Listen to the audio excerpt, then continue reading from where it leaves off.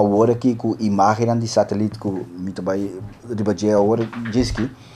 por mostrar também que agora é controle hobby mais fácil e efetivo. Maneira que conheci ora usa terreno de governo uno você paga sua erfpacht, pero também você construir bem bo grenzen. E na Aruba nós temos lei também que está bisa que praticamente todo beach está beach no público. E además strip rond de Aruba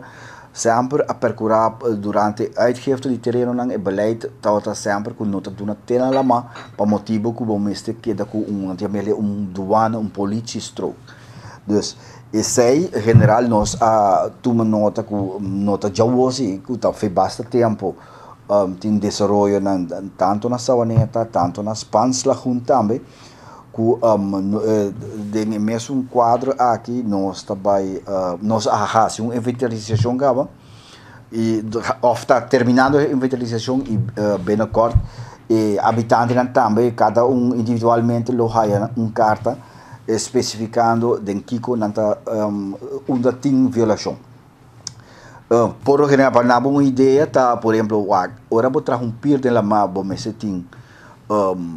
permiso para isso aqui, sobre o território da alta de Aruba, mas tem pelo menos huur overeenkomst. Ora você sabe para fazer perceber se de caso que está permitível, você pedir uitbreiding. E não também tem a lama, que a lama se queda mais explicável toegankelijk para polícia, para douane, mas também está área pública que maior cidadão que cana também pode chegar. Dus de caso tem a lama, nunca tem intenção para dar terreno não. Dus esse em curto me publica e inventarização está tomando lugar de cada parcela individualmente. Que mesmo que de ilegalidade que também está tomando lugar para anos cava riba estrepa aqui Savaneta. Correto. Sim, ela de lo que a me por tua nota e botar a construção não, botar a cuta seguro tá custa que a vai feimang hofei hopianha e me te querer que tanto para o cidadão não me está como para nós para o governo é bom para regular lo que desde caso aqui nós também dando uma oportunidade naturalmente para regular lo que está regulável, dus quando cuta dentro do quadro de lei, dus que nota será acesso para o beach público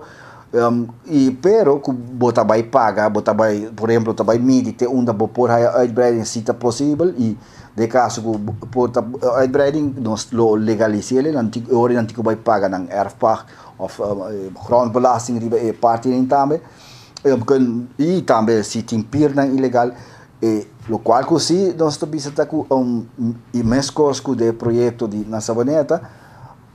e nada novo, para sobre agora que sim nós temos acesso na portreta de satélite que praticamente nós temos acesso a portreta de satélite todo dia que nós podemos não ter uma construção nova ou não. Assim vou por vigilar o desenvolvimento que está passa rapidamente.